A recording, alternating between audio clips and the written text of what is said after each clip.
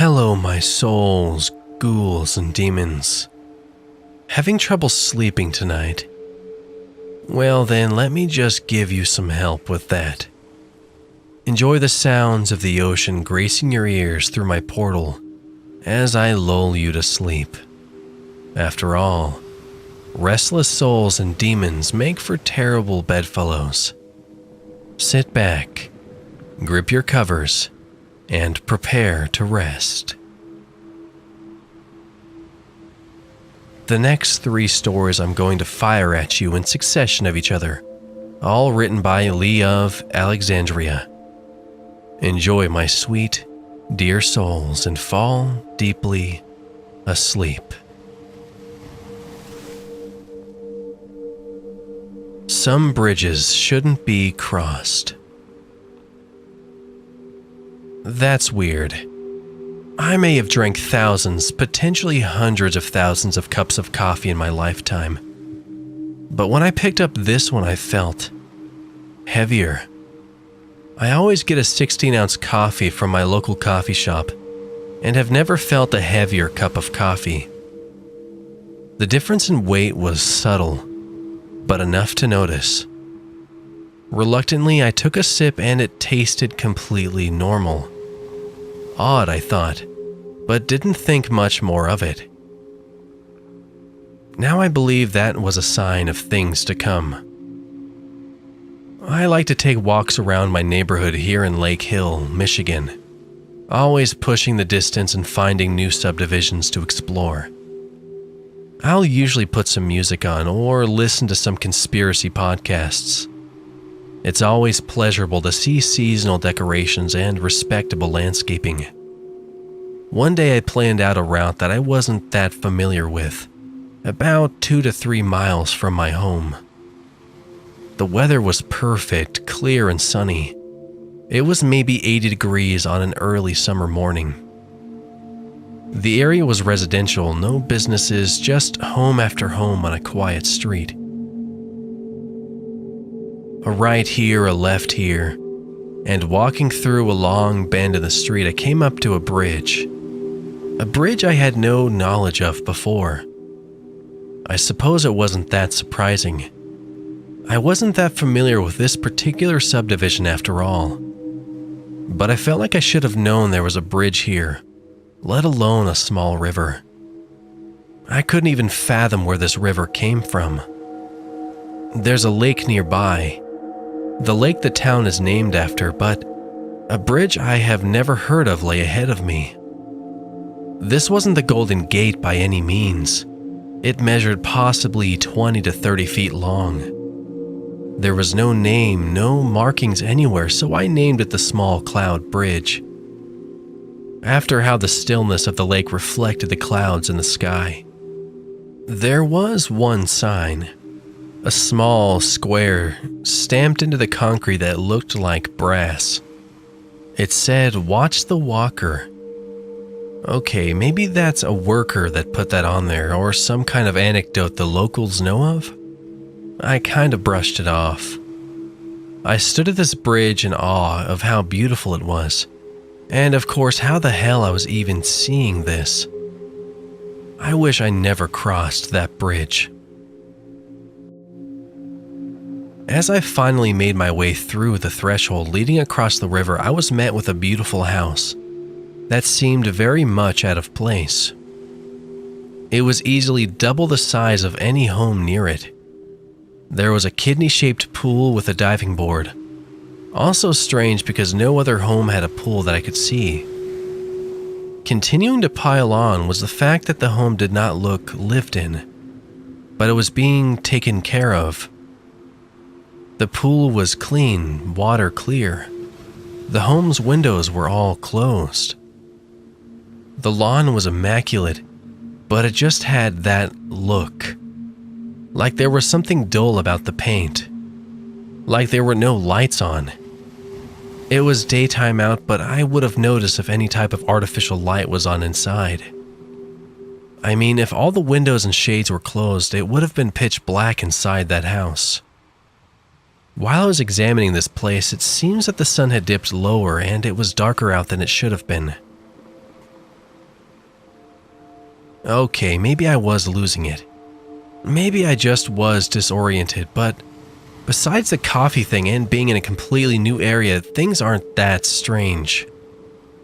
Well, now that isn't normal. At this very moment, I see what looks like a common goldfinch flying over my head. It's striking enough because goldfinches are fairly rare this time of year, or any time of year in this area, but this bird is flying upside down. Now how the shit can I explain this? I pulled my phone out to actually Google where I was at. Maybe I entered another city or county and I'm on some unknown freaking electromagnetic power field, or some other kind of science fiction thing that I know nothing about. I do know I've never seen a bird flying upside down, with its belly showing on the sun, or lack of sun now. It's beyond dusk, moving towards proper night. As you could probably guess, my phone did not work. No service, no Wi-Fi, no internet, no nothing. I can't help but hear the Stranger Things theme in my head. I believe I entered something of an upside down, and the person walking toward me wouldn't help change my mind. She was surprisingly attractive.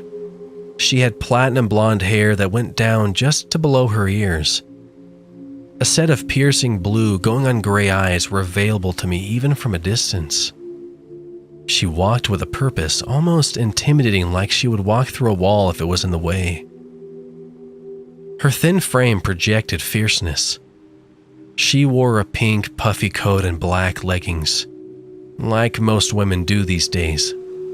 But her shoes, they looked like something a toy baby doll would wear. I must be inhaling toxic gas or something. I had unknowingly moved to the opposite side of the street. I felt like maybe I should just be polite and let her continue her power walking, without me in the way. It dawned on me this was the first sign of life beside that bird I'd seen in, 2 hours, 4 hours, 10 hours? I don't know what is happening to me here. Luckily she passed and didn't so much as throw an eyelash my way. I let out a deep sigh of relief. It's time to leave. I've had enough of this goofy upside down, and I'm going to park my large ass in front of my TV when I get home. All I have to do is about face and... Okay. No. I only just passed Small Cloud Bridge and examined that strange house before seeing the walker. I may have only walked a few minutes from the bridge, and now I can't see it. I have walked up and down dozens of streets and still nothing. Survival experts advise that if you're lost, you should stay in one place. Don't get more lost than you already are. Great advice, but I have no phone, I have no map or GPS. I have nothing. Oh, and I'm seemingly stuck in some alternate dimension, or some rip in reality. Who knows what other oddities lie here? I hear the walker. That more than brisk pace that feels like it's coming towards me. The streetlights have come on some time ago, still not helping much. But I do see her the same... No, it looks like her, but she's wearing an all-black sweatshirt and leggings outfit. She also has a gray knit cap on. I don't understand. That piercing blue gray of her eyes had changed to what looks like pitch black. Physically, I can tell it's the same person. At least it looks like the same person to me. Would she have gone home, changed clothes, and power walked out again? Maybe, but something tells me that's not the case. And how can you explain the black eyes? Then she crossed the street she was on to come right to me. I wake up on the ground. The faint sounds of a gently moving river ruminate somewhere near me. I can't discern from what direction. I don't know anything anymore. I don't know where I am. I don't even know if this story will get out. Maybe I conversed with the walker. I feel like I shouldn't have if I did. That sign pops into my head that was on Small Cloud Bridge. Watch the walker. Such a vague 3-word statement. Only watch. Don't speak to? I don't really know. I do like this house with the kidney-shaped pool, though. Something about it. The girl on the bus. My mother is head librarian for several libraries in a small county in southern Michigan. As you can imagine, there aren't many creepy incidents that happen in a library. Never mind anything that is straight up paranormal. This is her story, and she has never wavered on the fact that this happened to her. Years ago, I took a group to a well-renowned art museum. As coordinator of the trip, I marked everyone's name off as they entered the bus. Then I counted heads. 31. We had an uneventful 2-hour bus ride to our destination. Once there, I had to split everyone up into 3 groups.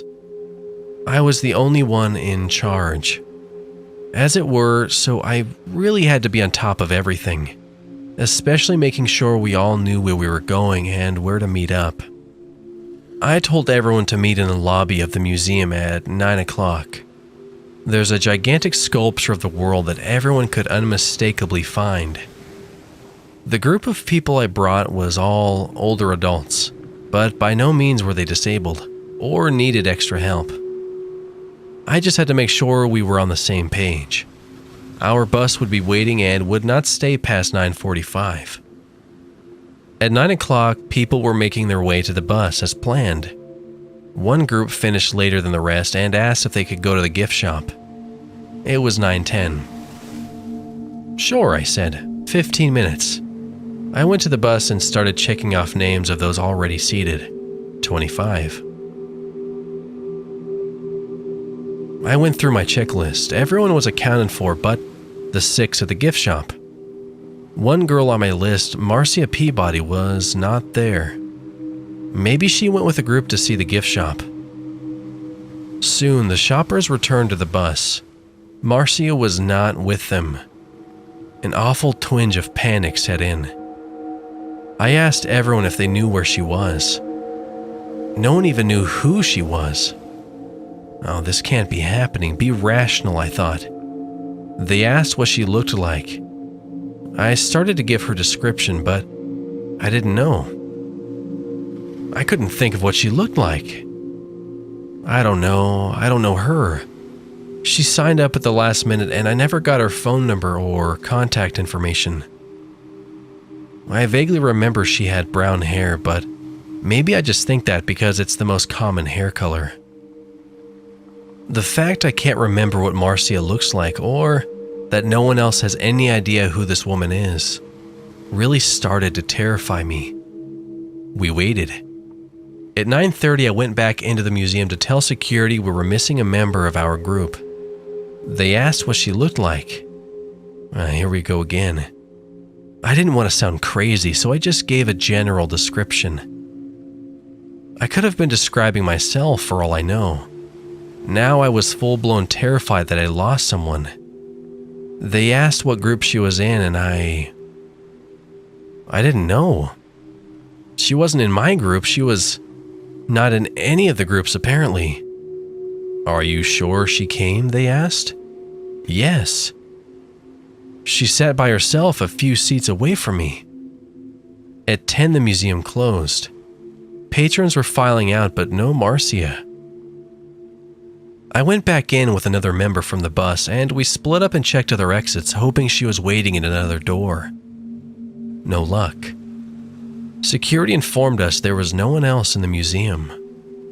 They explained they sweep the entire museum every night before closing.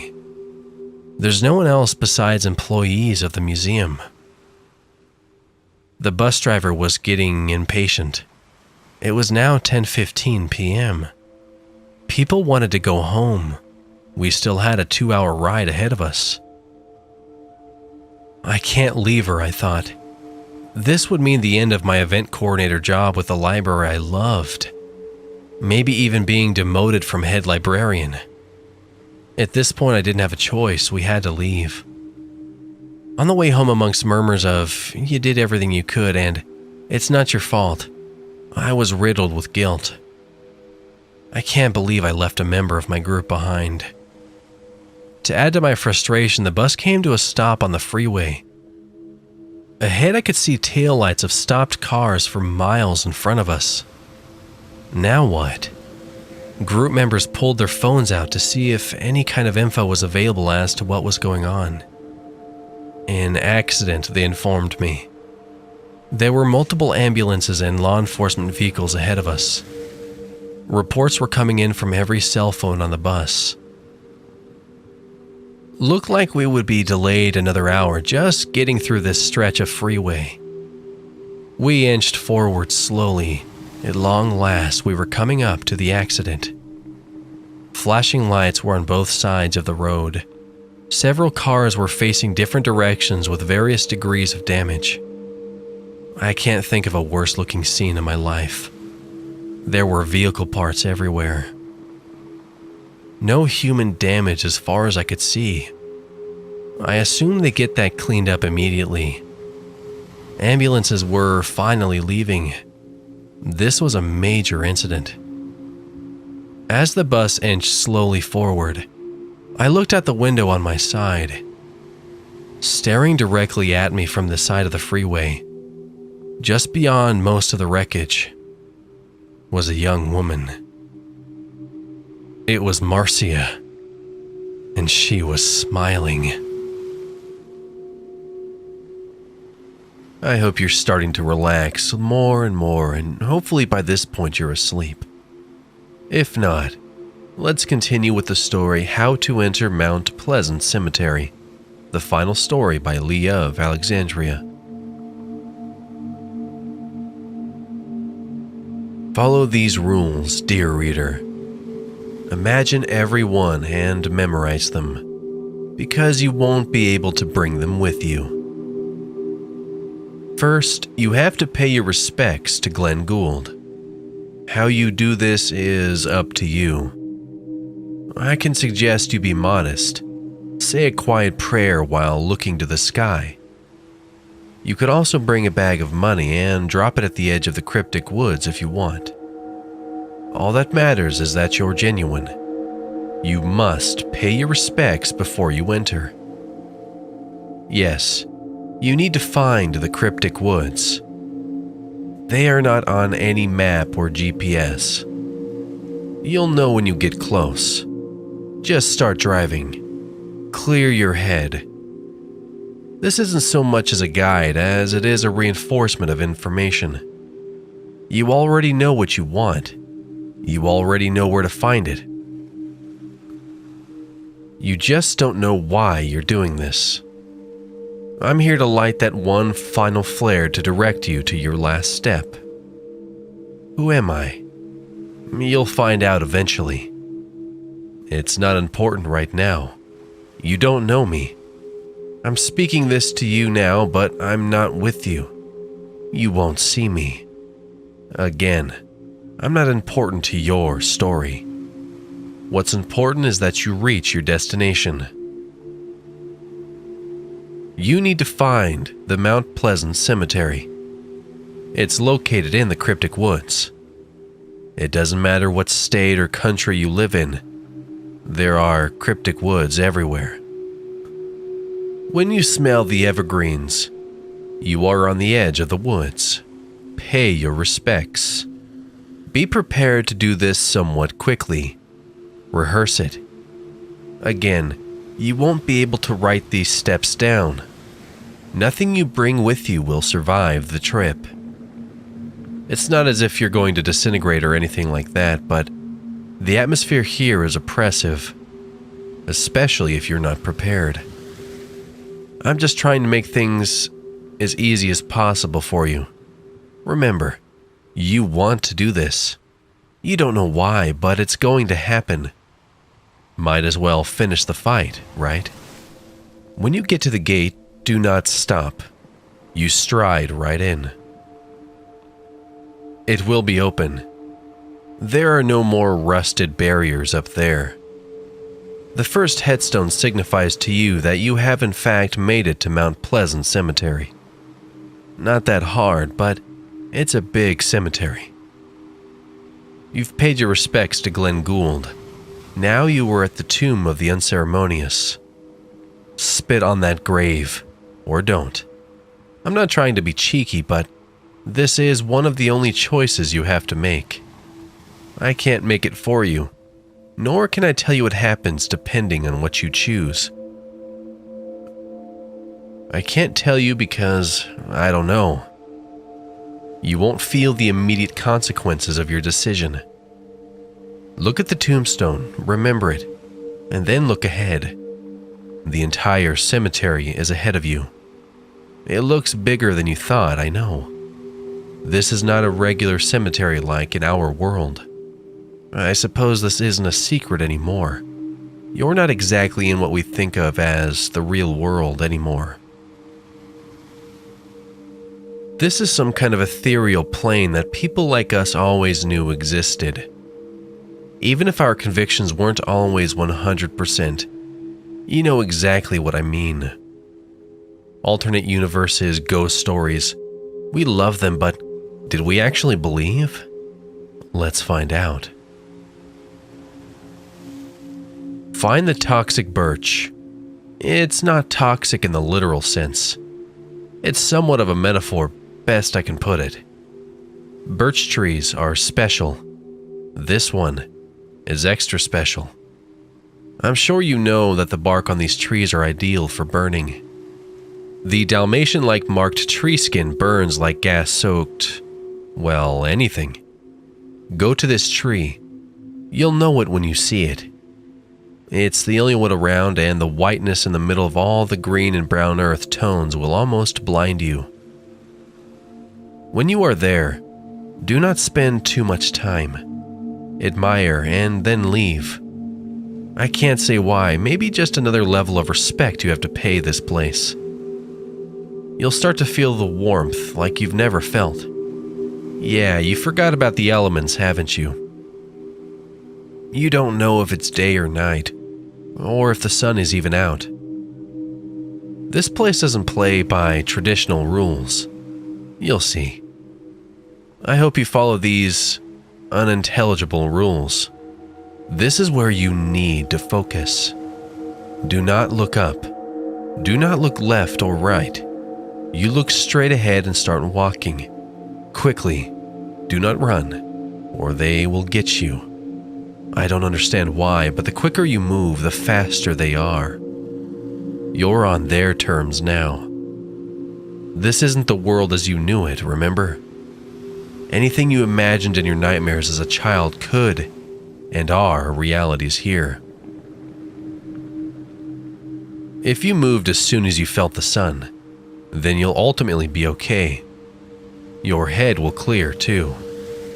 When the overwhelming heat is gone, you can now breathe. The graves are suddenly obvious. Find Alexander Moss. It won't be hard, it's marked with a Catholic-looking cross encased inside a circle. Say the saint's prayer. Don't worry if you don't know it. You will. You might speak it in your native tongue or Latin or some language you're not even familiar with. Remember, sense as you know it doesn't exist. It'll all become clear soon. The tomb next to it is Eton. This is the only one with the date of birth and death date on it, 1900 to 1906. Don't dwell on it. Hang your head and cry. If you don't, this journey might not have an ideal ending. Cry. The circumstances of this child's death surely were not pleasant. Never are they, but especially not in the start of the 20th century. Walk. Walk and find what you've been looking for. J.M.'s grave. This will be the longest search of your life. I thought it would be quick. Distortion. You thought it would be quick, but you now know it's close. When you see the grave of J.M., kneel down. Kneel and pray. Pray to your God that the journey is almost over. Which it is. You followed the rules so far, right. You've only been able to bring one thing with you at this point. It's not material, it's not a coin or a piece of paper, or a religious symbol. It's something more important to you than anything in the history of the universe, and the Cryptic Woods craves it. The Mount Pleasant Cemetery needs it. I need it. More distortion. Wake up. Wake up.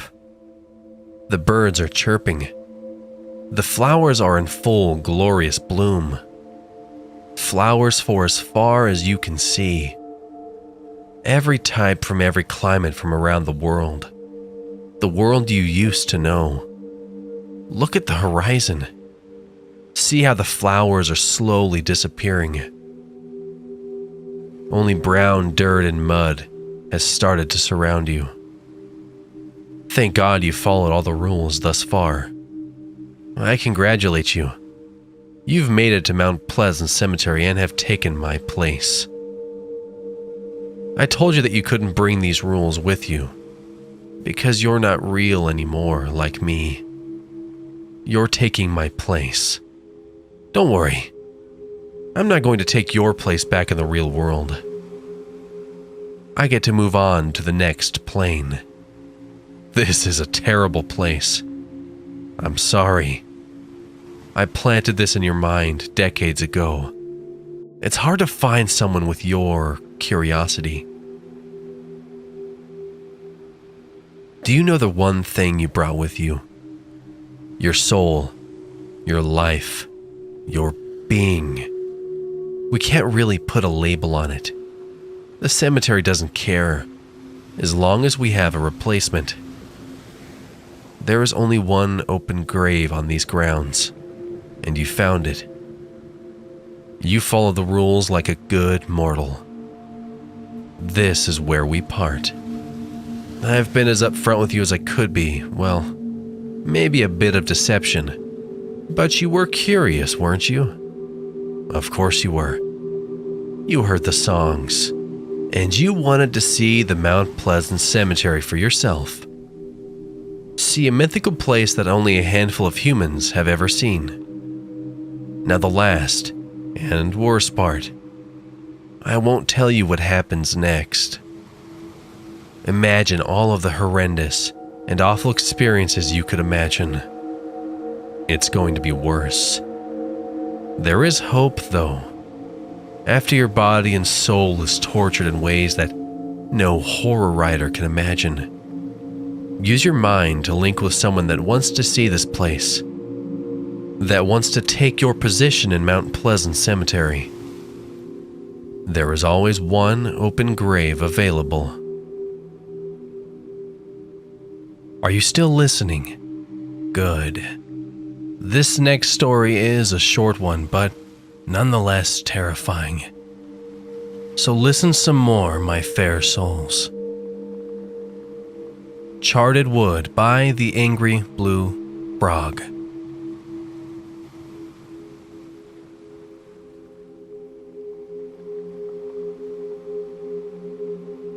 I walk in the dark woods, and I see it, and it as well sees me. I was extremely startled by seeing it right off the bat, because of how haunting its appearance was. It immediately grabbed me by the throat and looked me in the eyes. It felt like it was looking deep into my soul, despite the fact that its eye sockets were completely void of any eyes. It had charred black skin, horns all over its body, and 2 giant horns on its head. It as well had extremely sharp teeth that looked like they could easily tear through skin. I continued to look at its body and study it. It was a hideous mess with scratches and blood all over it. The damage on this creature was even so bad that it had huge amounts of its ribcage exposed. Its grotesque hand began to tighten around my neck, and I could feel the life being drained out of me just by being choked. The creature began to widen its mouth near my head. I simply smiled as that was happening, as I knew I completed the ritual. Even if I'm about to die, I honestly really don't care, as I know I successfully summoned it, the creature known as Dead Eyes. All right. I can see you might still be awake just a little bit. Let's finish you off for the night. This is My Plane Keeps Crashing and I Can't Stop It by Olive G. The time is 5:38 a.m. and I have just been rattled out of my sleep. I don't know how long I have been asleep, but it has to be for at least an hour or two. The turbulence was extremely powerful. The lights may have also gone out for a second or two, however, because everything was such a blur, I am not really sure if they did, and how long they may have been out for. In 2017, I boarded a fairly empty plane going from New York to Los Angeles. It was quiet and lucky for me I had an entire row to myself. The flight attendants were going up and down the aisles, making sure everyone had their seatbelts properly secured. My first thought was everything was going to be okay. But unfortunately, I quickly realized that thought was completely wrong. As time was passing, it became very obvious that the flight attendants were becoming a bit disheveled and somewhat frantic. This was the start of my anxiety. I quickly began to get nervous and asked the flight attendant what exactly was happening at that moment, and she dismissed me and continued doing her job. The turbulence escalated beyond the ability of the pilots and their ability to control the plane. This meant that an emergency crash landing had to be attempted. As the flight attendants began to yell, "Heads down, stay down," over and over again. Out of fear and panic, I did exactly what I was told. In hindsight, I probably should not have. Brace, brace, brace. I could feel the plane plummeting through the sky. Brace, brace, brace. Was this it for me? I kept thinking. Would this be my death? If this is how I died, would I be missed?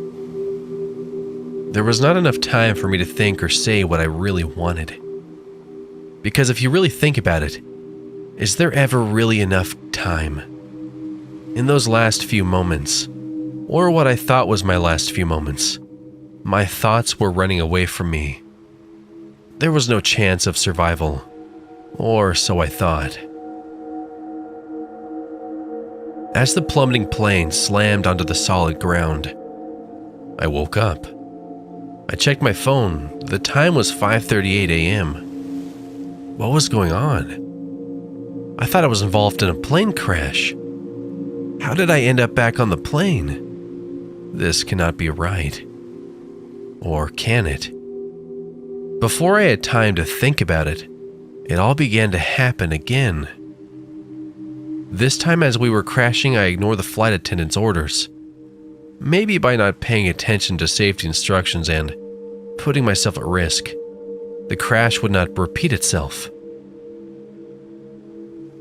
Perhaps it would be an opportunity to break the negative chain of events. Sadly, no. As we hit the floor, I once again woke up. What is going on? I think I am stuck in some sort of recurring event. But how? Why? If I wanted to get back to life as I knew it, I had to find out everything I could. Do actions that people take affect what happens in this recurring timeline? If you change your responses, does the outcome also change? This was something I needed to find out. I decided to leave a marking on my seat. I grabbed a pen I had stashed away in my backpack and made a hole in the seat pocket in front of me. Then the crash happened, as expected. By this point, I'd grown accustomed to this situation. The sound was still a bit loud, but aside from that, I got used to it. As I woke up, I checked the seat back pocket, and what I saw shocked me. The hole I had poked was gone, but the strange thing was that I could see it had been patched up. I could see the threads. Huh? Interesting, I thought to myself. I was finally beginning to see how this whole recurring timeline worked. Was I stuck on the plane? Maybe I can leave. There was nothing left for me to risk. I had to try it. I got up out of my seat and went to the plane door in front of the plane. Normally, it would be impossible to open due to the cabin's air pressure, but this time it opened with minimal effort. And yet, nobody cared. It's like I was not even there. All I could see was air. Maybe I could leave before the crash itself happened. I stood there and waited. The turbulence made it rather difficult for me, but I just managed to hang on. Just before we hit the ground, I did a jump and roll. Somehow I managed to survive. I wasn't expecting to. Now what? Was I being followed? Someone had to be responsible for what's going on. By this point, I'm so tired I don't even know what the date is. I had to find civilization. I began to trek the wilderness when I stumbled across a car. Finally, a sign of people. I looked around for a while longer, but was soon filled with despair when I find that there was nobody in sight. I decided to steal the car and look for a way out. I'll update you with what happens next, but until then, let's hope that I can find a way to survive for today.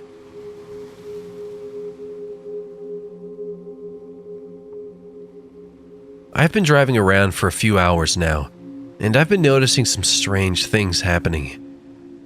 The gas gauge in the car has not moved. Neither has the sun. I think I need to go back to the crash site. I don't feel safe out here. As I drove back to the site of the crash, I started to feel tired. It made my eyes puffy and my vision blurry. It was difficult to see. As I was driving, I accidentally hit some large animal, causing me to be flung out of the car and hit my head on the tree.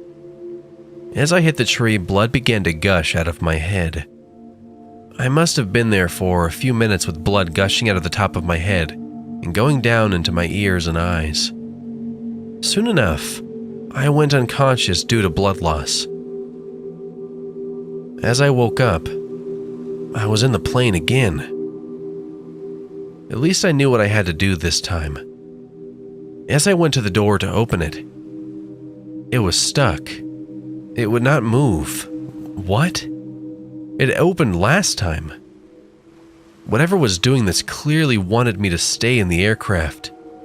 But still, nobody was having any reaction to this. As I went back to my seat, I could see the patched up hole I had made.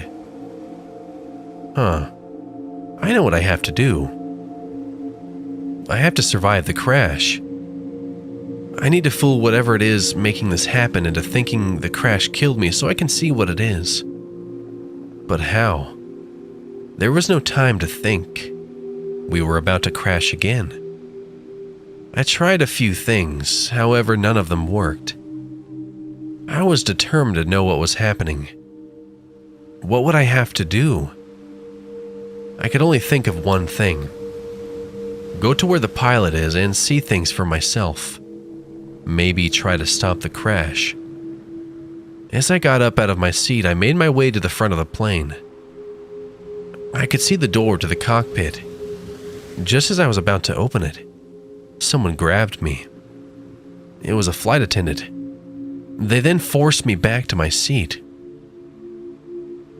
As the plane crashed again, and I woke up, I knew I had to be able to get there without being stopped.